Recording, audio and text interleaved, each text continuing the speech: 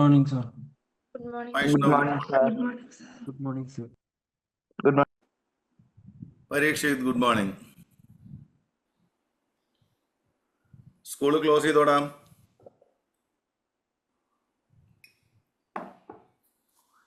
Sir. Close ചെയ്തോ വൈഷ്ണവേ? Sir. അപ്പൊ നിങ്ങളൊക്കെ വീട്ടിൽ പോയാ, നാട്ടിൽ പോയാ? ഇല്ല, സ്കൂളിലാണ്. എന്നാ റീ ഓപ്പണിംഗ്? 8-ാം തീയതിയാണ്. 8-ാം തീയതി. ഇന്ന് സ്കൂളിൽ ക്ലാസ് ഉണ്ടോ?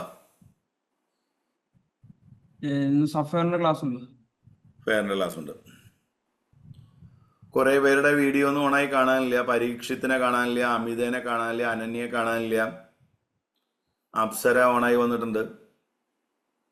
ആദിത്യ കൃഷ്ണ ഇല്ല. എൽട്ടൺ റെജോ, കാവ്യ, അമൃത, ഗൗരവ്. അമൃതയ്ക്ക് എന്താ തലവേദനയാണോ?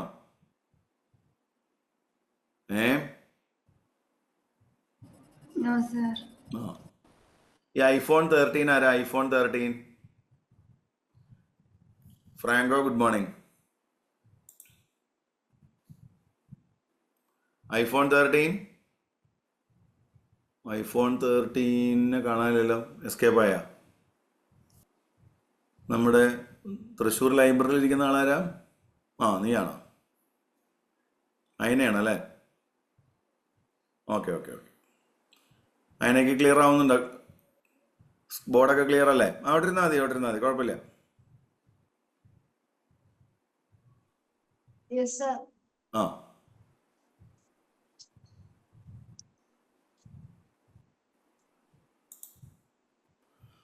ഓക്കെ. ഇന്നത്തെ ക്വസ്റ്റ്യൻ നിങ്ങൾക്ക് ഓൾറെഡി കിട്ടിയിട്ടില്ലേ? ഇല്ലടാ. നിങ്ങളൊന്ന് റെസ്പോണ്ട് ചെയ്യണം. നല്ല കുട്ടികളല്ലേ നിങ്ങൾ? ഫ്യൂച്ചറിൽ നാഷണൽ ഡിഫൻസ് അക്കാഡമിയിലൊക്കെ ചേരേണ്ട കുട്ടികളല്ലേ? അല്ലേ? ആണോ? ഒരു എനർജി വരാത്തെന്താ? ക്വസ്റ്റ്യനൊക്കെ എന്തെങ്കിലുമൊക്കെ ഞാൻ ചോദിക്കുമ്പോൾ നിങ്ങൾ അപ്പോൾ റിപ്ലൈ ചെയ്യടാ. അല്ലെങ്കിൽ ക്ലാസ്സിനൊരു ഒരു ഒരു ഒരു ഒരു ഗുമ്മുണ്ടാവില്ല.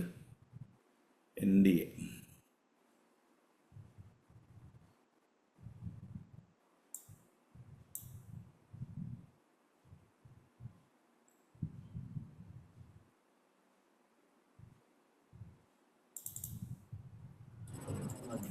ഇന്ന് 2022 സെക്കൻഡ് പേപ്പർ അല്ലേ പറഞ്ഞിരിക്കുന്നേ? ആണോ? വൈഷ്ണവേ, ഇതാണോ അയച്ചു തന്നിരിക്കണേ?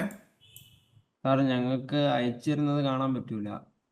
നമുക്ക് കയ്യിൽ ഫോണില്ലാത്തോണ്ട് അറിയാൻ പറ്റില്ല അല്ലേ?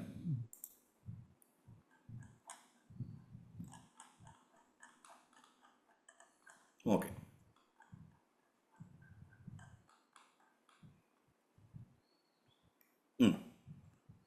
വൈഷ്ണവ് തുടങ്ങിക്കൂടാ. First question. The commercial unit of electrical energy is kilowatt hour, which is equal to. 1 kilowatt അവർ എന്ന് പറയുമ്പോൾ കിലോവാട്ട് അവർ ആരുടെ യൂണിറ്റാ?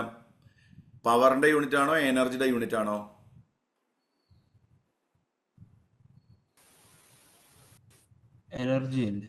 എനർജിയുടെ യൂണിറ്റ് ആണ്. Kilowatt hour is the unit of energy. Kilowatt hour ആരുടെ യൂണിറ്റ് ആണ്? എനർജിയുടെ യൂണിറ്റ് ആണ്, പവറിന്റെ യൂണിറ്റ് അല്ല. 1 kilowatt hour that is equal. 1 kilo എന്ന് പറയുമ്പോൾ എത്രയാ? 1 കിലോ എന്ന് പറഞ്ഞാൽ എത്രയാ? 10⁻³ വാട്ട് എന്ന് പറയുമ്പോൾ എന്താ? ജൂൾ ബൈ സെക്കൻഡ് അല്ലേ? ഇൻറ്റു അവർ എന്ന് പറയുമ്പോൾ എത്ര സെക്കൻഡാ? 3600 സെക്കൻഡ്. അപ്പൊ ഈ സെക്കൻഡും കൂടെ കട്ടായി പോയാൽ 1 കിലോ വാട്ട് അവർ എന്ന് പറയുമ്പോൾ എത്ര വരും എന്ന് പറഞ്ഞേ? 36 ഇൻറ്റു 36 അല്ല അല്ലേ? 3600 ഇൻറ്റു 10⁻³ ജൂൾ എന്നല്ലേ വരിക? ഇതിനെ 3.6 ഇൻറ്റു 10⁻³ എന്ത് എഴുതാം? 6 ജൂൾസ് എന്ന് എഴുതി കൂടെ? അപ്പൊ ഏതാ ആൻസർ അമൃത?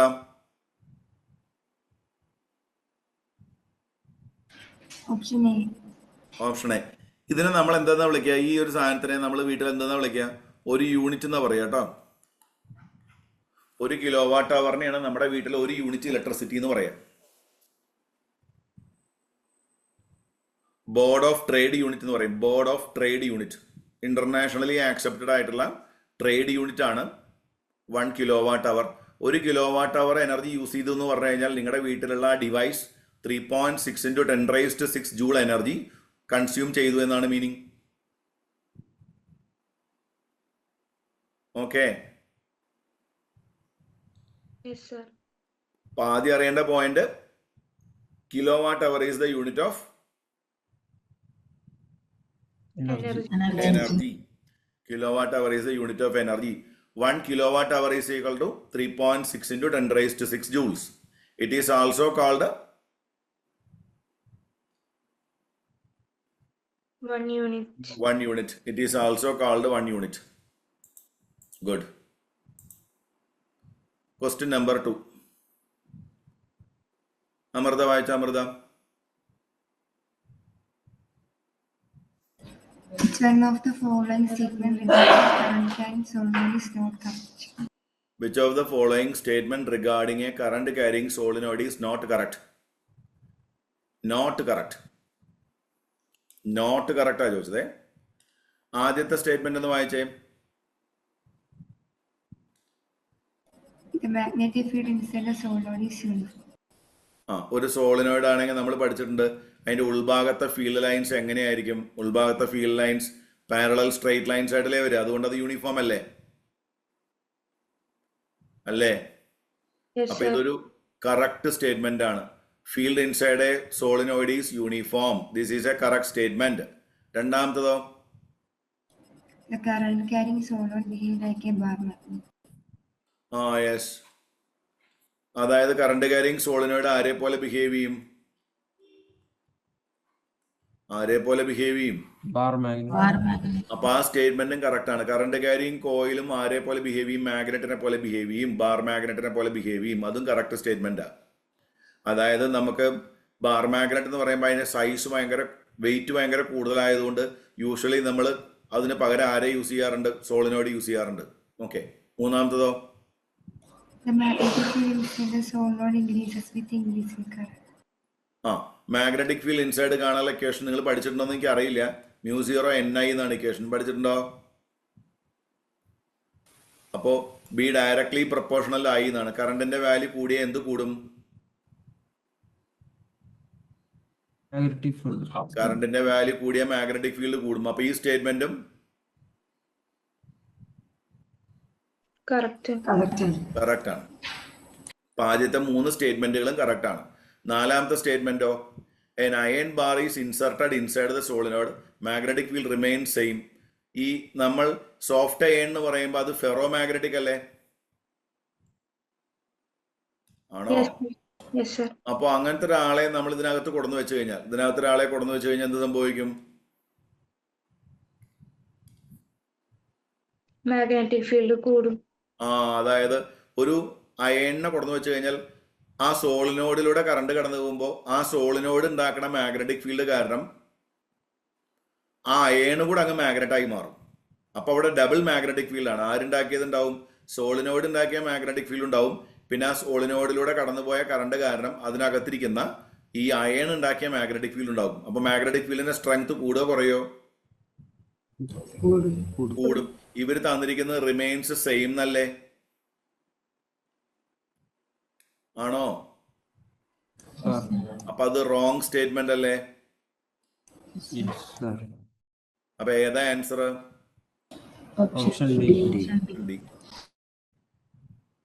ബാക്കിയുള്ള പോയിന്റുകളെല്ലാം ഓർമ്മിച്ച് വെക്കണം കേട്ടോ. Magnetic field inside A solenoid is uniform. Current carrying solenoid behaves like A bar magnet. Magnetic field inside the solenoid increases with increase in current. അതെല്ലാം കറക്റ്റ് ആണ്. Last statement D, if a soft iron bar is inserted inside the solenoid, magnetic field remains same. ആ statement മാത്രം wrong ആണ്. Okay അല്ലേ?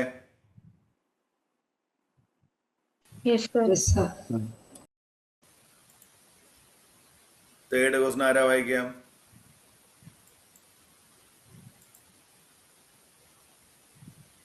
Who will take the responsibility? ആര് വിമാനം ഓടിക്കും ചോദിച്ചു കഴിഞ്ഞാൽ ഞാൻ ഇല്ല എന്നല്ല പറയേണ്ടത്, ഞാൻ ഓടിക്കാന്നാണ് പറയേണ്ടത്. എയർഫോഴ്സിൽ ജോയിൻ ചെയ്തിട്ടേ നന്ദയൊക്കെ ഇരിക്കണുണ്ട് കഴിഞ്ഞാൽ തോന്നും അയ്യോ ഞാൻ പെട്ടുപോയല്ലോ എന്ന് പറഞ്ഞിട്ടാണ് ഇരിക്കുന്നത്.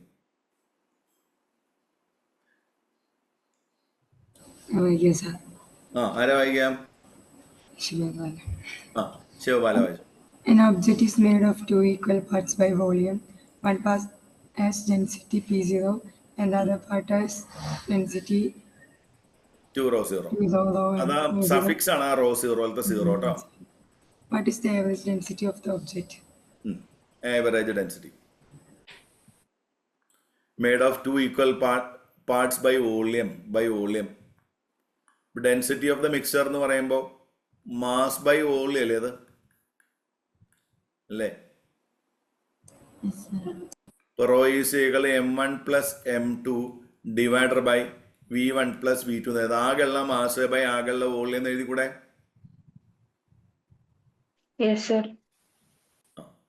റോ ഈസ് ഈക്വൽ മാസ് നമുക്ക് തന്നിട്ടില്ലല്ലോ, പക്ഷെ വോളിയം രണ്ടും സെയിം അല്ലേ, ഈക്വൽ വോളിയം അല്ലേ? ഇപ്പൊ V rho 1 plus V rho 2 divided by V plus V എന്ന് എഴുതാം, ശരിയല്ലേ? വോളിയം ഒക്കെ സെയിം ആയതുകൊണ്ട് v1 വി ആക്കി v2 വി ആക്കി. ഇപ്പോൾ മാസിന് വരെ വോളിയം ഇൻറ്റു ഡെൻസിറ്റി എന്ന് കൊടുത്തു. ഇപ്പോൾ rho is equal V into rho 1 plus rho 2 divided by 2v എന്ന് വരും. അപ്പം എന്ത് സംഭവിക്കും? ഡിനോമിനേറ്ററിലെയും ന്യൂമറേറ്ററിലെയും വി കട്ടാവൂലേ? ഇപ്പോൾ rho is equal rho 1 plus rho 2 by 2 എന്ന് വരും. ഇതിൽ റോ 1 എത്രയാ? റോ 0. റോ 2 എത്രയാ? 2 റോ 0 ബൈ 2. അപ്പം ആൻസർ ഏതാ? 3/2 rho 0. 3/2 റോ 0. ചോയ്സ് ബി അല്ലേ? Yes, sir. ഈ പ്രോബ്ലം എളുപ്പത്തിൽ ചെയ്യാൻ പറ്റിയത് രണ്ടുപേരുടെ എന്ത് സെയിം ആയതുകൊണ്ടാ? Volume. വോളിയം സെയിം ആയതുകൊണ്ടാ. ശിവപാലയ്ക്ക് ആൻസർ കിട്ടിയോ? Yes, sir. ക്ലിയർ ആയോ question? Yes. Sir, mass same എന്ന് പറഞ്ഞാൽ ഇങ്ങനെ ചെയ്താൽ മതിയോ? മാസ് സെയിം എന്ന് പറഞ്ഞു കഴിഞ്ഞാൽ നമ്മൾ M plus M divider by വോളിയത്തിന് പകരം mass by density M by rho 1 plus M by rho 2 എന്ന് എഴുതും. ബേസിക് ആയിട്ട് ഒറ്റ ഇക്വേഷൻ പഠിച്ചാൽ മതി. ഡെൻസിറ്റി എന്ന് പറയുമ്പോൾ ആകെയുള്ള മാസ് ബൈ ആകെയുള്ള വോളിയം രണ്ട് പേരുള്ളത് കാരണം m1 plus m2 divided by v1 plus v2. ഇനി ആരാണോ സെയിം ആയി വരുന്നത് നോക്കാം. മാസ് സെയിം ആണെങ്കിൽ അങ്ങനെ ചെയ്യാം, വോളിയം സെയിം ആണെങ്കിൽ വോളിയം സെയിം ആയ രീതിയിൽ ചെയ്യാം കേട്ടോ. ക്ലിയർ ആയോ? Sir. അടുത്ത ക്വസ്റ്റൻ ആര് വായിക്കും?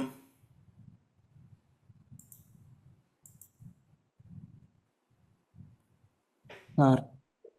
ആരാത്? Navneet. നവീൻ. Navneet. നവനീത് വായിച്ചു. Navneet. A pressure cooker cooks food faster by increasing the boiling point of water, decreasing the boiling point of water, increasing the melting pressure point കുക്കറിൽ of നമ്മൾ water. എന്താ ചെയ്യുക? നമ്മൾ ആ പാത്രം അടച്ചു വെച്ച് അതിനകത്ത് എന്ത് കൂട്ടും? പ്രഷർ കൂട്ടും. പ്രഷർ കൂട്ടിയ വാട്ടർ ബോയിൽ ചെയ്യുന്ന 100 ഡിഗ്രിക്ക് പകരം കുറച്ചുകൂടെ വലിയ ടെമ്പറേച്ചറിലാണോ ബോയിൽ ആവുക, ചെറിയ ടെമ്പറേച്ചറിലാണോ ബോയിൽ ആവുക? ചെറിയ ടെമ്പറേച്ചർ. വാട്ടർ ബോയിൽ ചെയ്യുന്ന ടെമ്പറേച്ചർ കൂടുകയോ കുറയുകയോ ചെയ്യുക പ്രഷർ അപ്ലൈ ചെയ്ത് കഴിഞ്ഞാൽ?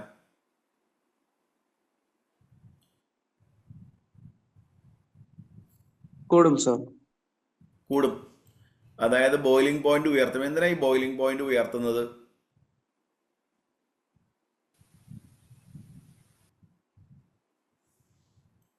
ചുമ്മാ ഒരു രസനല്ലേ.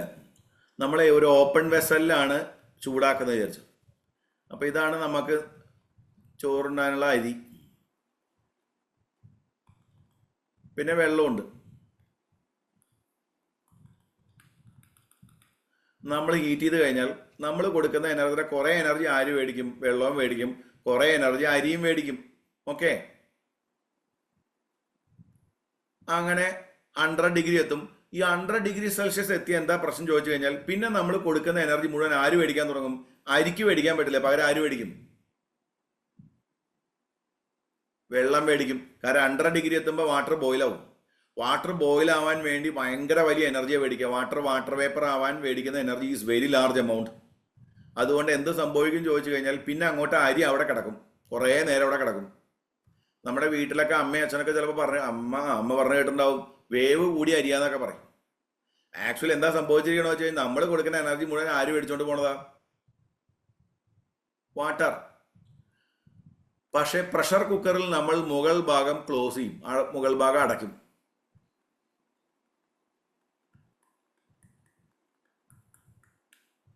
എന്നിട്ട് നമ്മൾ ചൂടാക്കും. എന്ത് സംഭവിക്കും അറിയോ? നേരത്തെ പോലെ നമ്മൾ കൊടുക്കുന്ന എനർജിയുടെ ഒരു പാർട്ട് അരിയും ഒരു പാർട്ട് വെള്ളവും മേടിക്കും. പക്ഷെ പോയി അവസാനം എന്ത് സംഭവിക്കും അറിയോ? 100°ത്തെ വെള്ളം ബോയിലാവില്ല, 100°യിൽ വെള്ളം ബോയിലാവില്ല. കാരണം എന്ത് ഉയർത്തിയിരിക്കണം? പ്രഷർ അപ്ലൈ ചെയ്ത് ബോയിലിംഗ് പോയിന്റ് കൂട്ടി. അപ്പൊ എന്ത് സംഭവിക്കും ചോദിച്ചാൽ അത്രയും സമയം കൂടെ ആർക്ക് എനർജി മേടിക്കാൻ പറ്റും?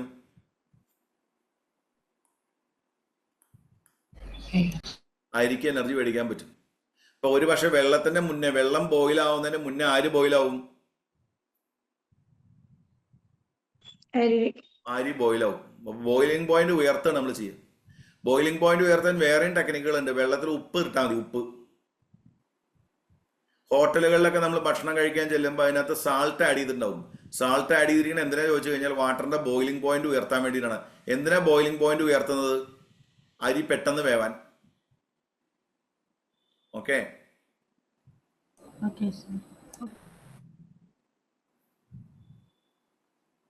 പ്യുവർ വാട്ടറിലാണോ ഇമ്പ്യൂരിറ്റീസ് ഉള്ള വാട്ടറിലാണോ അരി പെട്ടെന്ന് വേവുക?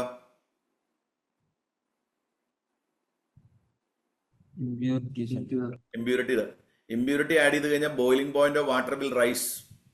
അതുകൊണ്ട് ഈസി ആയിട്ട് നമുക്ക് കുക്ക് ചെയ്യാൻ പറ്റും കേട്ടോ. അപ്പൊ നിങ്ങളുടെ വീട്ടില് നിങ്ങളെ അമ്മയോടും അച്ഛനോടും പറഞ്ഞു കൊടുക്കണം, അവര് അരി അല്ലെങ്കിൽ വേറെ വെജിറ്റബിൾസ് ഒക്കെ ബോയിൽ ചെയ്യിപ്പിക്കുമ്പോൾ ഒന്നുകിൽ വേറെ ടെക്നിക്ക് ഉണ്ട്, തലേ ദിവസം വെള്ളത്തിലിട്ട് വെച്ചാൽ മതി. നമ്മൾ ഈ പരിപ്പ് ഐറ്റംസ് ഒക്കെ അല്ലേ, ലൈക്ക് എന്താ പറയാ, കടലയൊക്കെ നമ്മൾ തലേ ദിവസം വെള്ളത്തിലിട്ട് വെക്കുന്നുണ്ട്. അമ്മയൊക്കെ ഉഴുന്നൊക്കെ വെള്ളത്തിലിട്ട് വെക്കും, കണ്ടിട്ടുണ്ടോ? എന്തിനാ വെച്ച് കഴിഞ്ഞാൽ ഡിഫ്യൂഷൻ കാരണം അതിന്റെ ഉള്ളിലേക്ക് ആര് കയറും? വെള്ളം കയറും. അപ്പൊ ഏകദേശം വെള്ളം ബോയിലാവുമ്പോൾ തന്നെ ഈ കടലയും വേവും. രണ്ടും കൂടെ ഒരുമിച്ച് ബോയിൽ ചെയ്യിപ്പിക്കാനാണ് അങ്ങനെ ചെയ്യുന്നത്. പണ്ട് പ്രഷർ കുക്കറൊന്നും കണ്ടുപിടിക്കുന്നതിന് മുന്നേ നമ്മുടെ വീട്ടിലൊക്കെ അങ്ങനെ ചെയ്തിരുന്നത്. പിന്നെ ഇപ്പൊ ഒരു കാലഘട്ടത്തിലൊന്നും തലേ ദിവസം നമ്മൾ വെള്ളത്തിലിട്ട് വയ്ക്കൊന്നുമില്ല. രാവിലെ എണീക്കുന്നു, നേരെ പ്രഷർ കുക്കറിലേക്ക് ഇടും, എന്നിട്ട് വേവിക്കും. ഇപ്പൊ പ്രഷർ കുക്കർ വിൽ ഇൻക്രീസ്. എന്താ ഉയർത്തത്? Boiling point of water. Choice ഏതാ? Option A.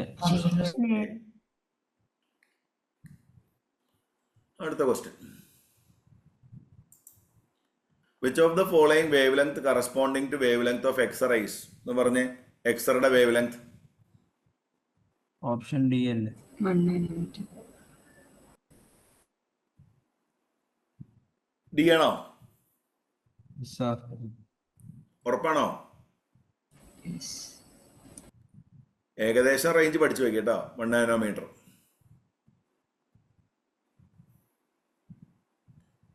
ഓക്കെ, അടുത്ത ക്വസ്റ്റ്യൻ ആര് റീഡ് ചെയ്യും?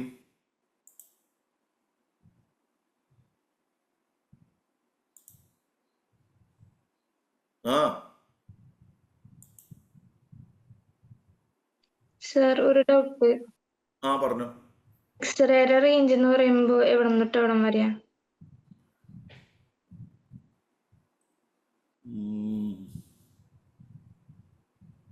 മൊത്തത്തിൽ നോക്കാം നമുക്ക്. Range of wave length NCERT book ഉണ്ടോ? കയ്യിലുണ്ടോ? ഒന്ന് എടുത്തേ. എടുക്കാം.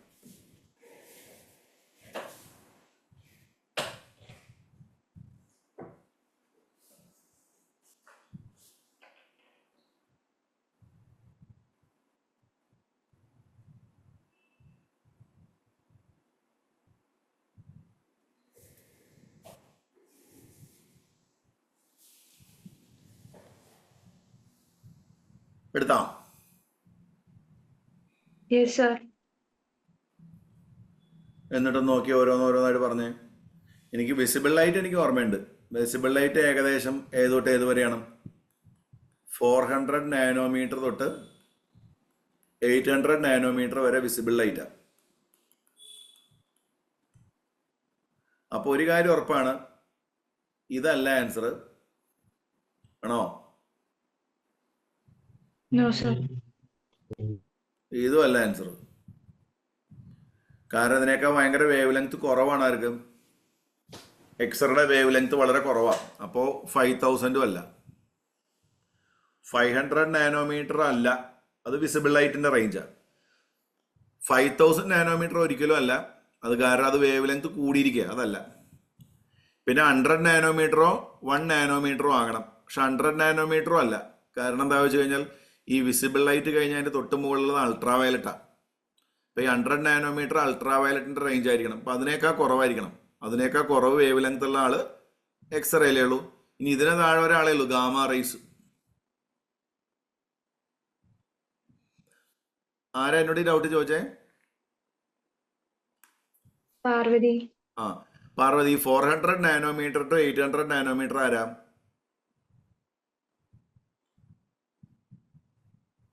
സാധാ light, visible light.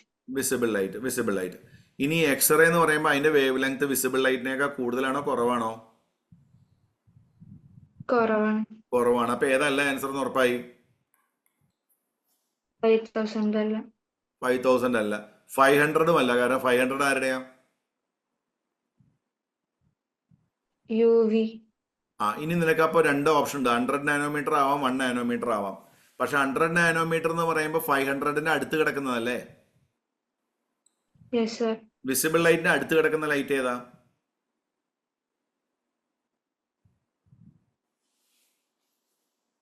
Ultra violet കേട്ടോ. അപ്പൊ ഈ 100 നാനോമീറ്റർ മിക്കവാറും ആരുടെ ആയിരിക്കും?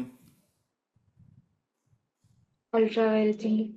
ഇനി NCERT ബുക്ക് നോക്ക്, എടുത്തോ നീയേ. സർ ഒരു മിനിറ്റ്, പാർട്ട് മറപ്പി. മണ്ടക്കൊന്നും തിരിഞ്ഞ്. നിങ്ങളുടെ കയ്യിലുണ്ടാ?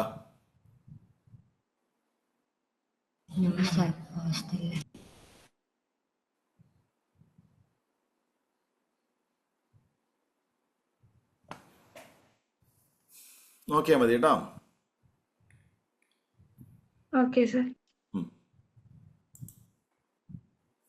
പ്രോബ്ലം നമ്പർ 6 ആര് വായിക്കും?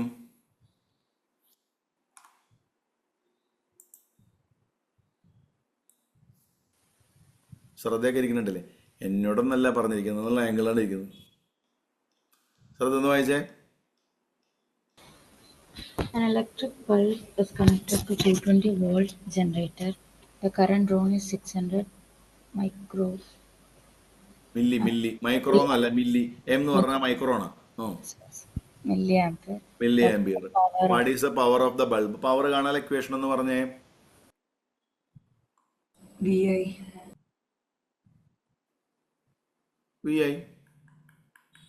വിയുടെ വാല്യൂ എത്രയാ? കറണ്ട് എത്രയാ? 600 മില്ലി ആംപിയർ. അപ്പൊ മില്ലി ആംപിയർ 10⁻³ വരെ. അപ്പൊ 220 ഇൻറ്റു 0.6. 220 ഒക്കെ കുറവാണ്. എന്തായാലും ആരല്ല? സി അല്ല, ഡി അല്ല, അല്ലേ? ആണോ? ഏതാവാനാണ് ചാൻസ്? എ ആവാനല്ലേ ചാൻസ്? എന്തായാലും ലെസ് ദാൻ 220 അല്ലേ? കാരണം 0.6 കൊണ്ടല്ലേ മൾട്ടിപ്ലൈ ചെയ്തത്. Yes sir. ആൻസർ ഏതായിരിക്കും? 220 ഇൻറ്റു 0.6 എത്ര കിട്ടുന്നേ? 132. എല്ലാവർക്കും ക്ലിയർ ആയോ? Yes, sir. അടുത്ത ക്വസ്റ്റ്യൻ വായിച്ചു. ആര് വായിക്കും?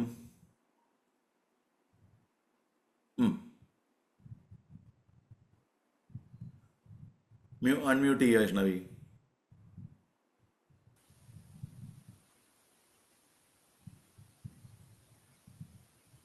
വായിക്കേ. സാർ അവൾ പറയുന്നത് അന്ന് കേൾക്കാല്ലേ? ആര് പറയുന്നുണ്ടെന്ന്? വൈഷ്ണവി. വിഷ്ണു പറയുന്നുണ്ട്. മൈക്ക് കംപ്ലൈന്റ് ആണോ? എന്നാ ആ സാർ. ഇപ്പൊ പറഞ്ഞ ആളാരാ? അപ്സര. ആ അക്ഷര വായിച്ചോ. അക്ഷരല്ല, അപ്സര. ആ അക്ഷര വായിച്ചോ. When the pitch of the sound decreases, which one of the following increases? ഞാൻ ക്ലാസ്സിൽ പറഞ്ഞിട്ടുണ്ടായിരുന്നു. ഈ ലൗഡ്നെസ് ആരുമായിട്ട് ഡിപ്പെൻഡാ? Loudness Wavelength. ഇന്റൻസിറ്റിയുമായി റിലേറ്റഡാ. പിച്ച് ആരുമായിട്ട് റിലേറ്റഡാ? Frequency. ഫ്രീക്വൻസിയുമായിട്ട്. പിന്നെ ക്വാളിറ്റി അല്ലെങ്കിൽ ടിംബറോ? Wave form. Very good. Wave form. ഓർമ്മയുണ്ടല്ലോ ഞാൻ പറഞ്ഞത്, വേവ് ഫോം. പിന്നെ ഇന്ന് ആൻസർ ചെയ്തേ. നമുക്ക് എന്ത് കൂട്ടിയാലാണ് പിച്ച് കൂടുക? ഏത് കൂട്ടിയാലാ പിച്ച് കൂടുക? Frequency. ഫ്രീക്വൻസി. ഇന്റൻസിറ്റി കൂടിയ ആരാ കൂടുക? Loudness. ലൗഡ്നെസ്. ഇന്റൻസിറ്റി കൂടിയ ലൗഡ്നെസ് കൂടും, ഫ്രീക്വൻസി കൂടിയ പിച്ച് കൂടും, വേവ് ഫോമിന്റെ ഷേപ്പ് മാറ്റിയ ക്വാളിറ്റി മാറും കേട്ടോ. Wave form depends on quality depends on wave form. സാർക്ക് വേവ്ലെങ്ത് കൂടിയാലോ? അല്ല, വേവ്ലെങ്ത് ചേഞ്ച് ആയ വേവ് ലെങ്ത് ചേഞ്ച് ആയ ഫ്രീക്വൻസി മാറും. വേവ് ലെങ്ത് ചേഞ്ച് ആയാൽ ഫ്രീക്വൻസി മാറും. പക്ഷേ എന്താ കാര്യം ചോദിച്ചു കഴിഞ്ഞിട്ടുണ്ടെങ്കിൽ വേവ് ലെങ്ത്തും വെലോസിറ്റിയും കൂടെ മാറിയാലേ ഫ്രീക്വൻസിക്ക് മാറാൻ പറ്റുള്ളൂ. അപ്പോൾ അതുകൊണ്ട് വേവ് ലെങ്ത്തും ഫ്രീക്വൻസിയും കൂടെ ഓപ്ഷനായി തന്നു കഴിഞ്ഞാൽ ബെറ്റർ ഓപ്ഷൻ ഏതേ എഴുതാൻ പാടുള്ളൂ? ഫ്രീക്വൻസി എഴുതാൻ പാടുള്ളൂ. പിന്നെ വേവ് ലെങ്ത്തിന്റെ വാല്യൂ കൂട്ടിയ പിച്ച് കുറയുക ചെയ്യേ.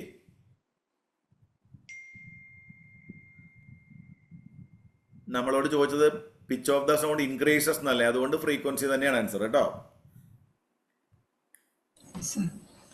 വേവ് ലെങ്ത്തുമായിട്ട് ഡിപ്പെൻഡൻസ് ഉണ്ട്, പക്ഷെ വേവ് ലെങ്ത്തിന്റെ വാല്യൂ കൂട്ടിയ പിച്ച് കുറയുക ചെയ്യാം കേട്ടോ. എന്തായാലും നിങ്ങൾ ഡൗട്ടൊക്കെ ചോദിച്ചു തുടങ്ങിയല്ലോ. Thank you God. അടുത്ത ക്വസ്റ്റ്യൻ ആര് വായിക്കും?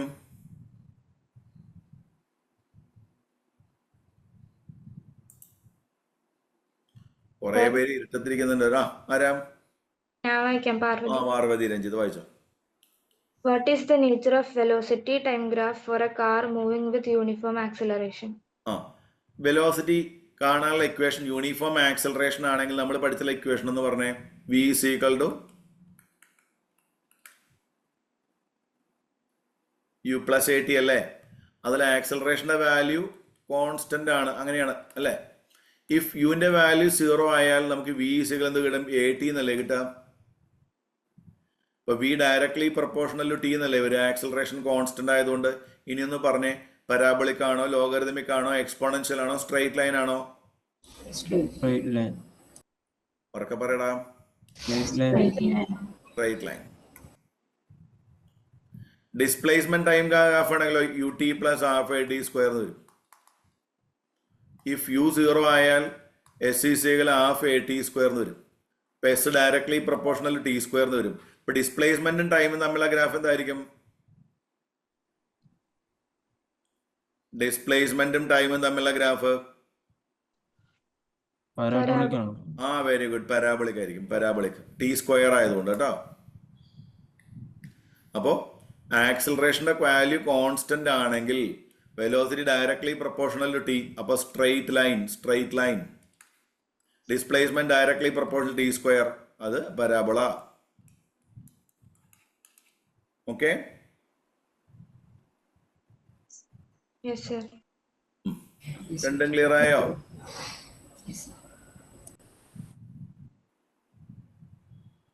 ഓക്കെ അല്ലേ?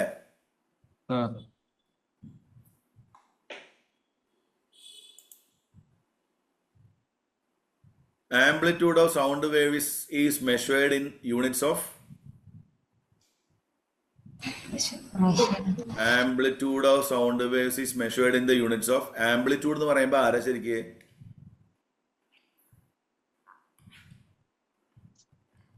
നിങ്ങൾ ഇങ്ങനെ മാർക്ക് ചെയ്യാറില്ലേ ആംപ്ലിറ്റ്യൂഡ്? ഡിസ്പ്ലേസ്മെന്റിന്റെ മാക്സിമം വാല്യൂ അല്ലേ? ഡിസ്പ്ലേസ്മെന്റിന്റെ മാക്സിമം വാല്യൂനല്ലേ ആംപ്ലിറ്റ്യൂഡ് എന്ന് പറയുന്നത്. അപ്പൊ ആംപ്ലിറ്റ്യൂഡും ഡിസ്പ്ലേസ്മെന്റിനും ഒരേ സാധനം അല്ലേ വരിക? ഒരേ യൂണിറ്റ് അല്ലേ വരിക? അപ്പൊ Yes, ഏതാ sir. ആൻസർ?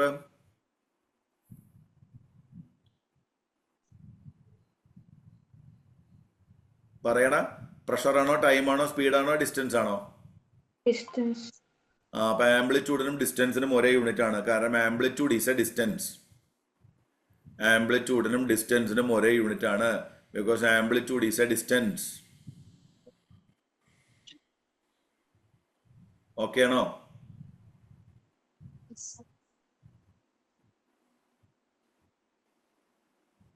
എല്ലാവർക്കും ഓക്കെ ആണോ? Yes, sir.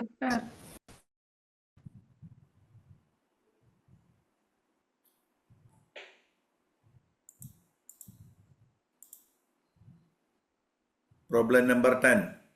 A current of 0 to 6 ampere is drawn by an electric bulb. ഞാൻ വായിക്കണ്ട, നിങ്ങൾ വായിച്ചാൽ മതി. ആര് വായിക്കും? Next question.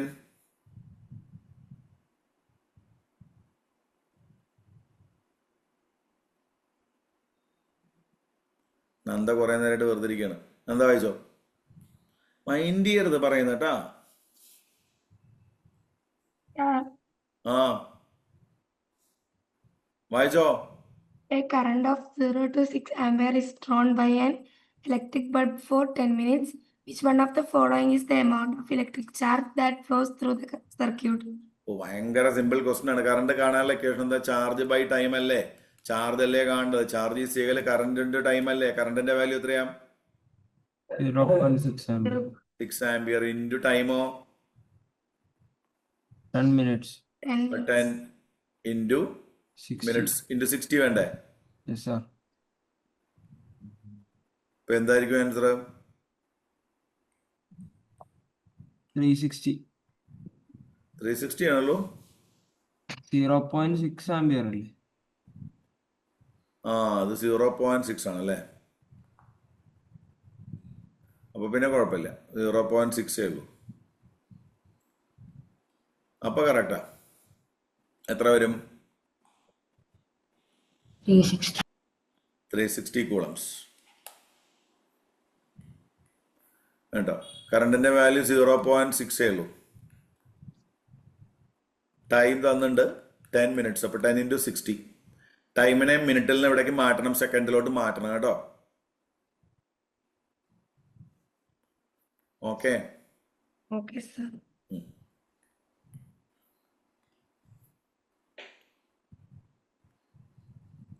അടുത്ത A D C generator works on the principle of Faraday's laws of electromagnetic induction. Yes. എന്തായാലും ആരല്ല, Ohm's law അല്ല, Joule's law അല്ല, അല്ലേ? ജനറേറ്റർ വർക്ക് ചെയ്യുന്നത് ഒരു കോയില് മാഗ്നറ്റിക് ഫീൽഡ് കിടന്ന് കറങ്ങല്ലേ ചെയ്യുന്നേ. Yes, അപ്പൊ sir. ഇൻഡ്യൂസ്ഡ് ഇ എം എഫും ഇൻഡ്യൂസ്ഡ് കറണ്ട് ഉണ്ടാവാനുള്ള കാരണം ഡിഫൈൻ ചെയ്തത് ഫാരഡേ അല്ലേ? അല്ലേ?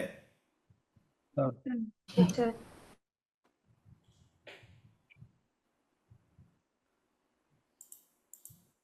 ചോയ്സ് ചെയ്ത സി അല്ലേ? അടുത്ത ക്വസ്റ്റ്യൻ.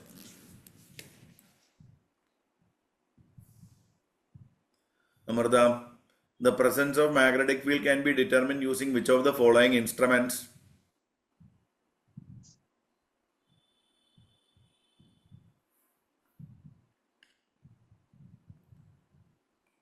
അമ്മീറ്റർ അല്ലല്ലോ. Ammeter current measure ചെയ്യാനല്ലേ.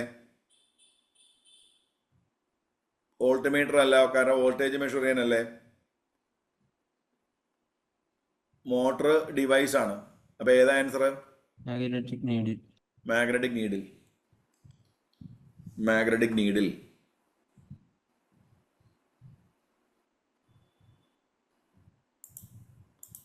ഓക്കെ ആണോ?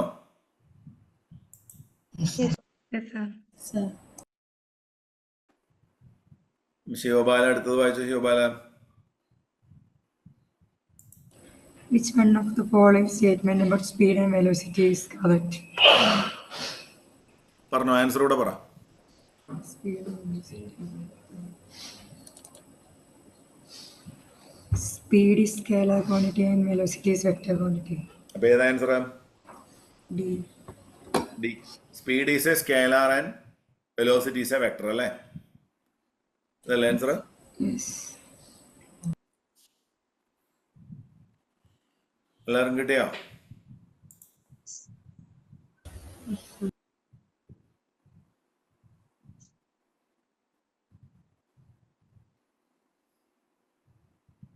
അടുത്ത ക്വസ്റ്റ്യൻ.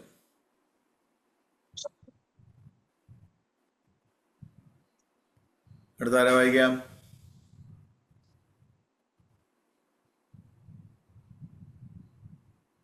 Sir, ആ, ആരാത്? Anushka. അനുഷ്ക വായിച്ചോ. Two convex lenses have focal length of 50 cm and 25 cm respectively. If these two lenses are placed in contact, then the net power of this combination will be equal to. Net power കാണാൻ equation എന്താ? P is equal to P1 plus P2. P1 plus P2. So P is equal to 1 by P എന്ന് പറയുമ്പോൾ 1 by focal length അല്ലേ? Yes, sir. 1 by 0.5 അല്ലെങ്കിൽ ഒരു കാര്യം ചെയ്യാം, സെന്റിമീറ്ററിനെ മീറ്ററിലോട്ട് മാറ്റണേ. അതുകൊണ്ട് 50 by 100 പ്ലസ് രണ്ടാമത്തെ 1 by 25 by 100. എന്തിനാ 100 കൊണ്ട് ഡിവൈഡ് ചെയ്തിരിക്കുന്നത്? മീറ്ററിലോട്ട് മാറ്റാം. അപ്പൊ answer 100 by 50 plus 100 by 25. So 2 plus 4. Answer 6 ആണോ? Yes, sir. 6 ഡയോപ്റ്റർ ആണ് ആൻസർ. 6. ഇതൊക്കെ സ്ഥിരമായി ചോദിക്കുന്നത്. Very very very very simple question ആണ്. അനുഷ്കയ്ക്ക് ക്ലിയർ ആയോ? Yes, sir. What is the relationship between power and focal length?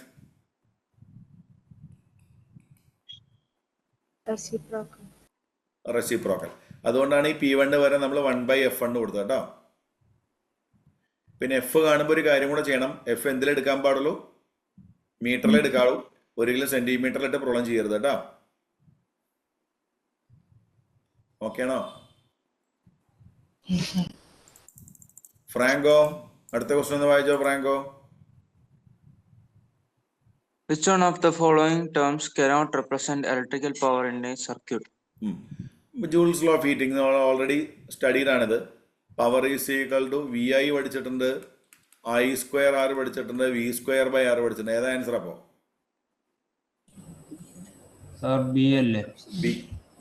Yes, this is wrong.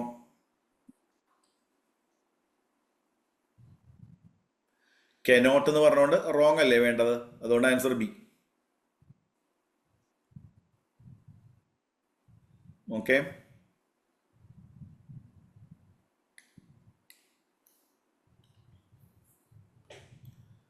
അതിദ്രി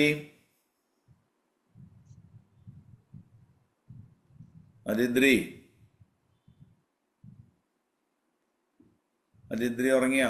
sir, ആളെ mic work ചെയ്യൂല. അപ്പൊ ഇപ്പൊ പറഞ്ഞ ആളാരാ? കാവ്യ സർ. കാവ്യ വായിച്ചോ. The refractive index of crown glass is close to 3/2 if the speed of light in air is c, then the speed of light in the crown glass will be close to. Very simple question. Equation എന്ന് പറഞ്ഞേ, refractive index കാണാനുള്ള equation എന്താ? Refractive index N is equal to C by V. നമുക്ക് speed of light in crown glass അല്ലേ വേണ്ടത്? അപ്പോൾ V is equal to C by N. So 3 × 10⁸ divided by N എത്രയാ? 3/2 അല്ലേ? 3 കട്ടാവും. അപ്പോൾ ആൻസർ എത്ര വരും? സിക്ക് വാല്യൂ കൊടുക്കണ്ട, സി തന്നെ. സിയാ? അപ്പോൾ കുഴപ്പമില്ല. അപ്പോൾ N is equal to C by V എന്നാണ്. V is equal to C by N. So C by N ന്റെ വാല്യൂ എത്രയാ? 3/2. അപ്പോൾ ആൻസർ 2/3 C ആണോ ആൻസർ? സിമ്പിൾ അല്ലേ?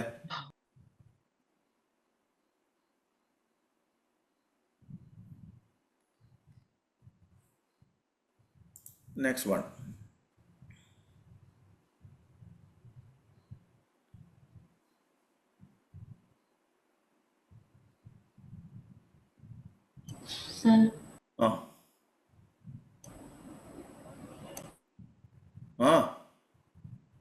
വായിക്കട്ടെ. പിന്നെന്താ, അങ്ങനെ നല്ല കുട്ടികൾ. The volume of a sealed packet is 1 liter and its mass is 800 gram.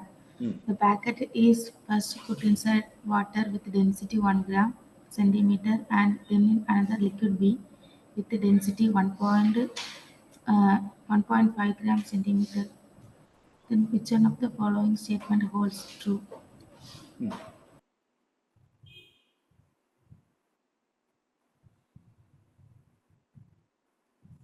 ഇവിടെ 1 gram സെന്റിമീറ്റർ റേസ് ടു -3 എന്ന് വേണം കേട്ടോ, വാട്ടറിന്റെ ഡെൻസിറ്റി കേട്ടോ.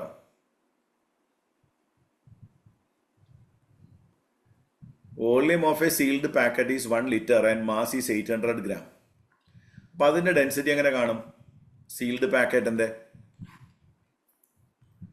Density is mass by volume എന്നല്ലേ? അല്ലേ?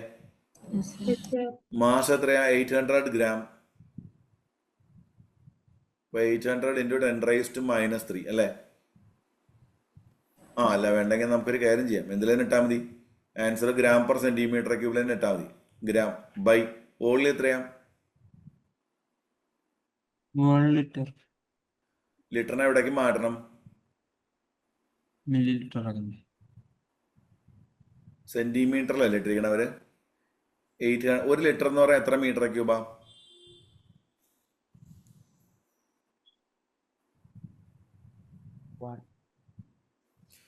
1 liter is 10⁻³ മീറ്റർ ക്യൂബ് അല്ലേ?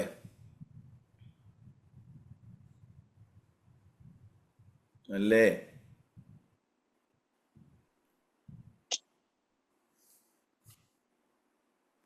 ലിറ്ററിനെ കൺവേർട്ട് ചെയ്തിട്ട് സെന്റിമീറ്റർ ക്യൂബിലേക്ക് മാറ്റിയേ. 1 ലിറ്റർ എന്ന് പറയുമ്പോൾ എത്ര സെന്റിമീറ്റർ ക്യൂബാ?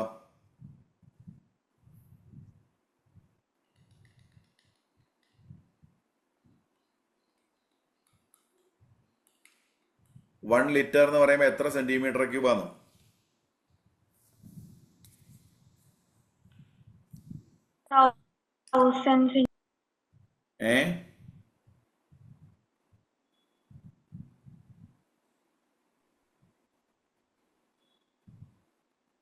പറയേ.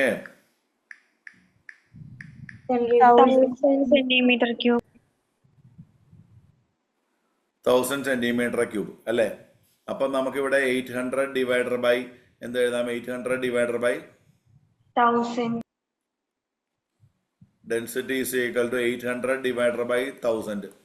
ദാറ്റ് ഈസ് ഈക്വൽ 0.8 അല്ലേ വരാം? ഗ്രാം പെർ സെന്റിമീറ്റർ ക്യൂബ് എന്നല്ലേ വരാം? അല്ലേ? അപ്പോ ഇയാളുടെ ഡെൻസിറ്റി വാട്ടറിനേക്കാൾ കുറവായത് കാരണം അയാൾ ഫ്ലോട്ട് ചെയ്യോ സിങ്ക് ചെയ്യോ? ഫ്ലോട്ട് ചെയ്യും. മറ്റേ ലിക്വിഡിന്റെ density 1.5 gram per centimetre cube. അതിൽ കൊണ്ടിട്ട് പോയ ഫ്ലോട്ട് ചെയ്യോ സിങ്ക് ചെയ്യോ?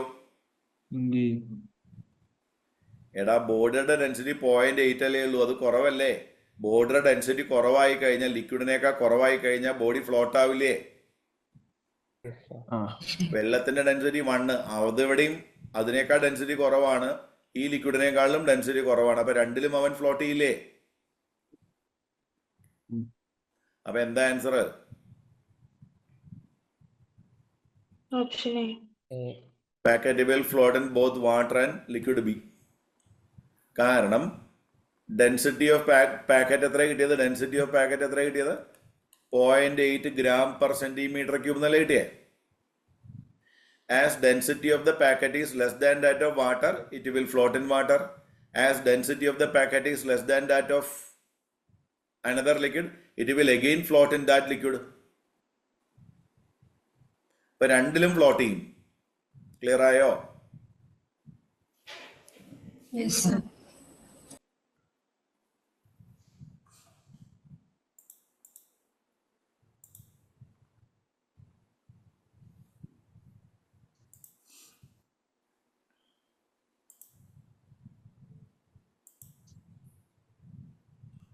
എല്ലാവരും കിട്ടിയാ?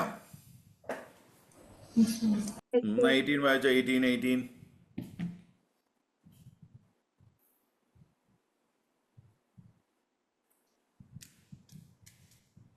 A simple pendulum having bob of mass m and length of string has time period of t. If the mass of the bob is doubled and the length of the string is half, then the time period of this pendulum will be. നമ്മൾ already പഠിച്ച് നേരത്തെ ചെയ്താണ് ഈ question. ഇത് റിപ്പീറ്റേഷനാണ് ശരിക്കും. T directly proportional to root L എന്നല്ലേ? Length പകുതിയാക്കി അല്ലേ?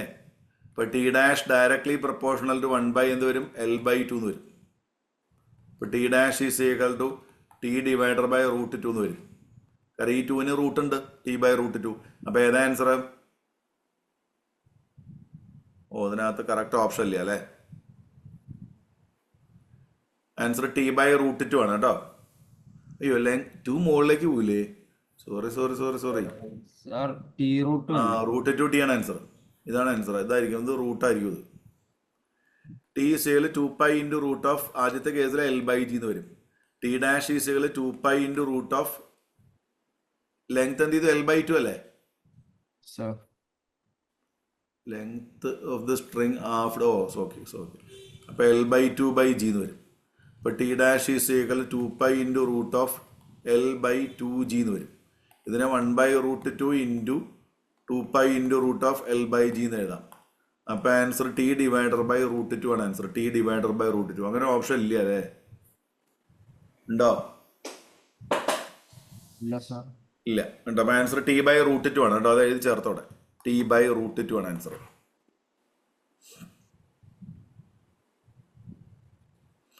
മാസ് മാറ്റിയോണ്ട് വേറെ കുഴപ്പമൊന്നുമില്ല. കാരണം time period is independent of mass of the Bob. Okay അല്ലേ?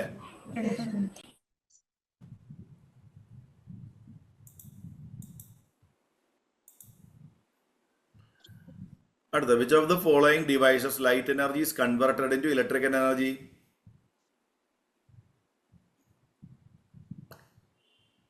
Solar cell. Correct. Light energy വന്ന് വീഴുമ്പോൾ അതിനെ ഇലക്ട്രിക്കൽ എനർജി ആക്കി മാറ്റുന്ന സോളാർ സെല്ലാണ്.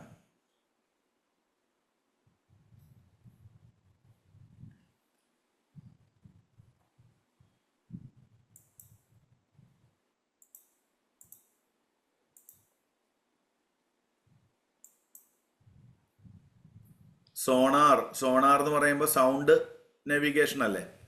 ലേസർ എന്ന് പറയുമ്പോൾ ലൈറ്റും, സോണാർ എന്ന് പറയുമ്പോൾ സൗണ്ടുമാണ്. Measure distance of under water objects by ship. Which of the following types of waves used it for purpose? ഏതായിരിക്കും? ഏത് ടൈപ്പ് വേവ്സ് ആണ് സോണാറിൽ ഉപയോഗിക്കുന്നത്? അൾട്രാസോണിക് ആണോ? നോക്കണം, എനിക്കും അറിയില്ല. അൾട്രാസോണിക് ആവാനാണ് ചാൻസ്. ഫ്രീക്വൻസി കൂടുതലുള്ളവരായിരിക്കും ഉപയോഗിക്കുന്നുണ്ടാവുക. നമുക്ക് പെർപ്ലക്സിറ്റി എയോട് ചോദിക്കാം. Which type waves are used in sonar? Which type waves are used in sonar?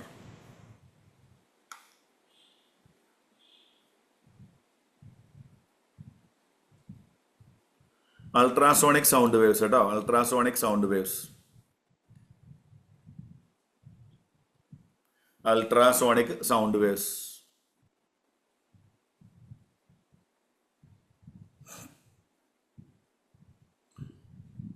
Perplexity ആപ്പിനെ കുറിച്ച് ഞാൻ കഴിഞ്ഞ ആഴ്ച പറഞ്ഞോ നിങ്ങൾക്ക്? ആരാ കണ്ടുപിടിച്ചല്ല? കോ ഫൗണ്ടഡ് ബൈ ആരാ? ഉറക്കെ പറ. അരവിന്ദ് ശ്രീനിവാസ്. പാലക്കാട് നിന്ന് ഏകദേശം ഒരു 50 കിലോമീറ്റർ പോയാൽ അവിടെയാണ് അങ്ങേരുടെ വീട്. അയാൾ പഠിച്ചത് എവിടെ അറിയാമോ? എവിടെയാ? IIT ചെന്നൈ. അയാളുടെ ഈ പെർപ്ലക്സിറ്റി എയുടെ വാല്യൂ എത്രയാണെന്ന് അറിയാമോ? എത്ര രൂപയാണ് ഇതിന്റെ വാല്യുവേഷൻ അറിയാമോ?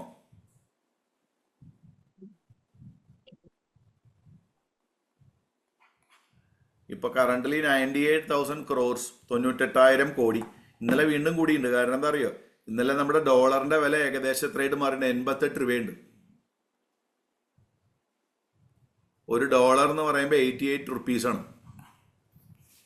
ഒറ്റ ദിവസം കൊണ്ട് കോടിക്കണക്കിന് രൂപയാണ് ആരുണ്ടാക്കിയത്? അരവിന്ദ് ശ്രീനിവാസ് ഉണ്ടാക്കിയത്.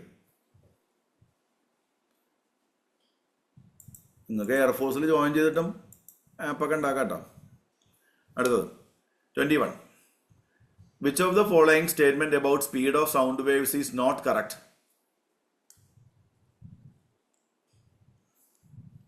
Not correct.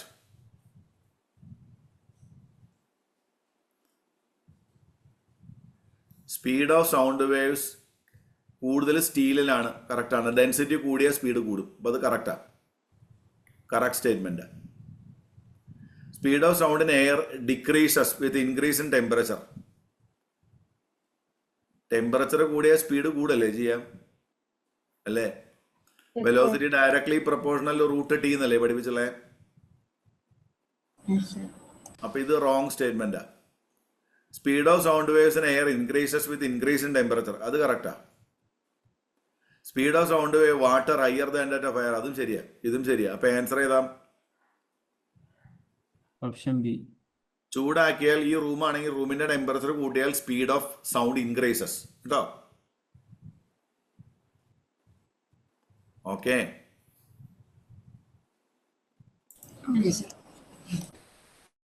അടുത്തത് the part of human ear that converts pressure variations associated with audible sound waves to electrical signals is ara? Cochlea. ഉറപ്പാണോ? എനിക്കും അറിയില്ല. ബയോളജി ഉറപ്പല്ലേ?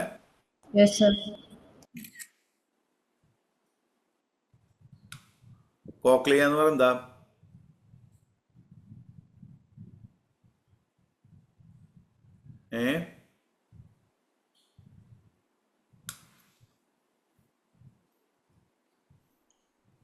Yes, cochlea. Cochlea contains hair cells that converts mechanical vibrations into electrical signal, which are then transmitted to brain via auditory nerve. അപ്പൊ answer ഏത് തന്നെയാണ്? Auditory nerve അല്ല, കോക്ലിയാണ് answer കേട്ടോ.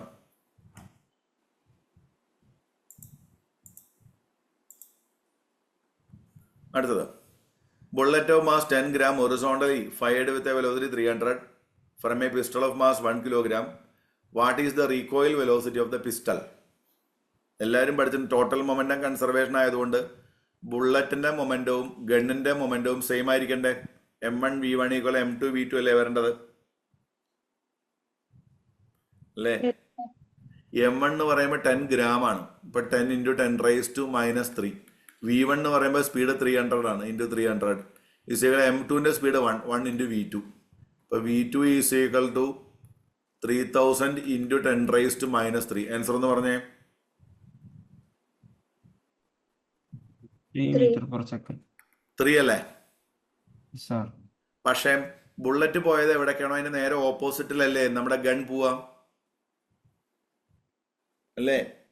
അപ്പൊ ബുള്ളറ്റിന്റെ വെലോസിറ്റി നമ്മൾ പോസിറ്റീവ് ആക്കി എടുത്താൽ ഗണ്ണിന്റെ വെലോസിറ്റി നമ്മൾ എന്താക്കി എടുക്കണം? നെഗറ്റീവ്. അപ്പൊ ആൻസർ ഏതാ? -3 meter. -3 meter per second. -3 meter per second. 24. Which of the following metals is most commonly used for making filaments of incandescent electric bulbs? Tungsten. Melting point ഭയങ്കര കൂടുതലായതുകൊണ്ട് കത്തിപ്പോയില്ല, അതുകൊണ്ടാണ് ടങ്സ്റ്റൺ യൂസ് ചെയ്യുന്നത്. Microphone, ഞാൻ സംസാരിക്കണ microphone, അത് എന്തിനേതായിട്ടാ മാറ്റാം? Microphone convert sound waves to electrical signal. Transducer എന്നാണ് പറയുക. Transducer the device which convert any kind of signals into electrical signals and vice versa are called transducer. Microphone is an example of transducer.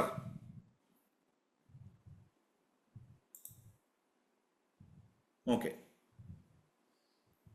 Onam vacation എല്ലാവരും വീട്ടിലോട്ട് പോവോ? ഹോസ്റ്റലിലുള്ള കുട്ടികളൊക്കെ ഓണം വെക്കേഷന് class വെക്കണോ? 3-ാം തീയതി പോളൂ. ഓണം വെക്കേഷന് ക്ലാസ് വേണം, തിരുവോണത്തിന്റെ അന്നടക്കം ക്ലാസ് വേണം എന്നുള്ളവരൊന്ന് കൈവന്തിക്കാമോ? ആശുതോഷിന് വേണം, അനുഷ്കയ്ക്ക് വേണം.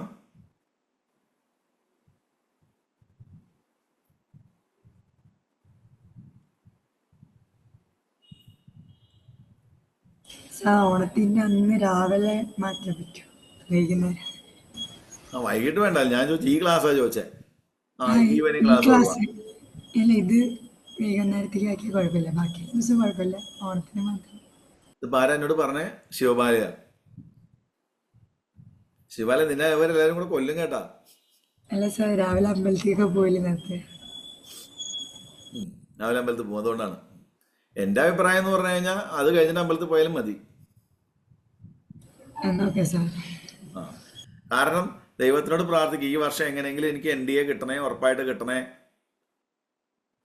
നീ സത്യസന്ധമായിട്ട് പറയാം. ഇപ്പം ഇത്രയും ദിവസം ക്ലാസ് അറ്റൻഡ് ചെയ്തതിന് ശേഷം നിങ്ങൾക്ക് ഒരു ചേഞ്ച് വന്ന് തുടങ്ങിയവർ, അതായത് എനിക്ക് NDA കിട്ടും, എനിക്ക് നല്ലൊരു ചേഞ്ച് വന്ന് തുടങ്ങി എന്ന് സത്യസന്ധമായി തോന്നുന്ന ആരെങ്കിലും ഉണ്ടെങ്കിൽ ഒന്ന് ഓപ്പണായി പറയാമോ?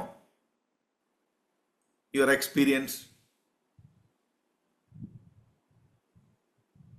ആരുമില്ല? ആരെങ്കിലും ഉണ്ടാ? സാർ 100% കൂടി എന്ന് പറയാൻ പറ്റില്ല, 50% പറയാൻ പറ്റും. എന്തായാലും 50% കൂടി. ഇനിയില്ല, നമുക്ക് 14 days ഉണ്ട്, 14 to 15 days ഉണ്ട് ഇനി. കൂടില്ലേ? അപ്പൊ ശിവബാല ഒന്ന് വളരെ ഡീറ്റെയിൽ ആയിട്ട് പറഞ്ഞ് എന്താണ് ശിവബാലയ്ക്ക് സംഭവിച്ചുകൊണ്ടിരിക്കുന്നത്, ഇപ്പൊ എന്താണ് അവസ്ഥ, നേരത്തെ എന്തായിരുന്നു അവസ്ഥ, ഇനി എന്ത് സംഭവിക്കും, ഒന്ന് ഡീറ്റെയിൽ ആയിട്ടൊന്ന് പറഞ്ഞ്.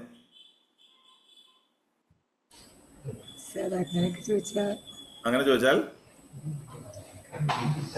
കുഴപ്പമില്ല സാർ. ആദ്യത്തെ എക്സാമിന് നല്ല മാർക്ക് കുറവായിരുന്നു, അതിനെക്കാട്ട് മാർക്ക് കൂടിയുണ്ടായിരുന്നു. മാർക്ക് കുറവായിരുന്നു, പിന്നെ രണ്ടാമത്തെ എക്സാമിന് കൂടിയില്ല, മാർക്ക് കൂടി. രണ്ടാമത്തെ എക്സാമിൽ മാർക്ക് കൂടി. മൂന്നാമത്തെ എക്സാം എന്നാ? ഇന്നാണോ? നാളെ. ഓക്കെ. അപ്പൊ ബാക്കി പറ.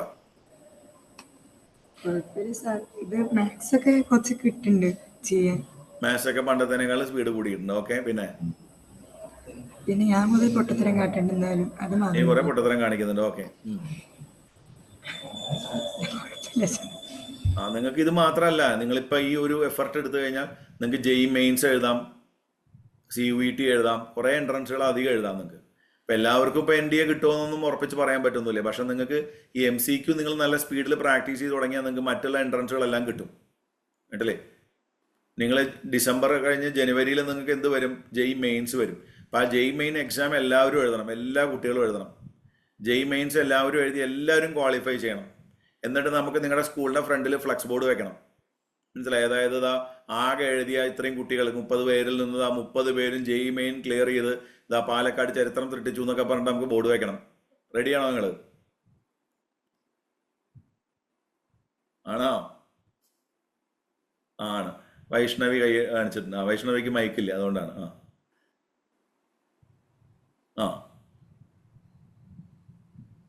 അപ്പം എല്ലാവരും അങ്ങോട്ടും ഇങ്ങോട്ടും ഒക്കെ മോട്ടിവേറ്റ് ചെയ്യുക കേട്ടില്ലേ. ഒരാൾ നെഗറ്റീവ്സ് സംസാരിക്കാതിരിക്കുക. എങ്ങനെയെങ്കിലും നമ്മൾ കയറി രക്ഷപ്പെട്ടേ പറ്റൂ. അതിന് വേണ്ടി നിങ്ങൾ മാക്സിമം എഫർട്ട് ഇട്ട് പഠിക്കുകയും ചെയ്യുക. ഓണത്തിൻ്റെ അന്ന് അടക്കം പഠിക്കണമെന്ന് ഞാൻ പറയും എന്തായാലും. തിരുവോണത്തിൻ്റെ അന്ന് ഇപ്പോൾ ചില സ്കൂളുകളിലൊക്കെ നിങ്ങൾ കണ്ടുപോറില്ലേ, മലപ്പുറത്തൊക്കെ ചില സ്കൂളിലൊക്കെ കുട്ടികൾ ഹെലികോപ്റ്റർ വാടകയ്ക്ക് എടുത്തിട്ട് മാവേലി വന്ന് ഇറങ്ങി. ഇതൊക്കെയാണ് ട്രെൻഡ്. മാവേലി ഇതിൽ വന്ന് ഇറങ്ങി, ഹെലികോപ്റ്ററിൽ വന്ന് ഇറങ്ങി. 7 ലക്ഷത്തോളം രൂപ ചിലവാക്കിയിട്ടാണ് ഇത് ചെയ്തത്. അപ്പോൾ അവിടെയൊക്കെ കുട്ടികൾക്ക് പൈസ ചിലവാക്കാനെല്ലാം ഉണ്ട്. പക്ഷെ നിങ്ങൾ ആലോചിക്കേണ്ട കാര്യം, നിങ്ങൾ ഈ ഒരു പ്രായം നിങ്ങൾ അടിച്ചു പൊളിച്ച് കളഞ്ഞാൽ പിന്നെ നിങ്ങൾക്ക് ലൈഫ് ലോങ് ചിലപ്പോൾ അടിച്ചു പൊളിച്ച് നടക്കേണ്ടി വരും. അതുകൊണ്ടാ ഇപ്പം എങ്ങനെയെങ്കിലും കേട്ടില്ലേ, എനിക്ക് ഇന്നൊരു 10 പേര് NDA ക്ലിയർ ചെയ്ത് അവിടെ അഡ്മിഷൻ, 10 പേരാക്കണ്ട, 30 പേര് വിചാരിച്ചു കേട്ടോ. അപ്പോൾ വളരെ ബെസ്റ്റ്. ബൈ.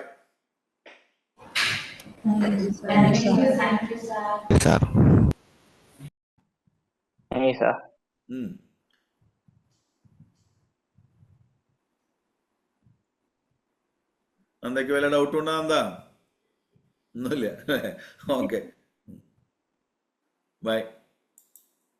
Bye, sir.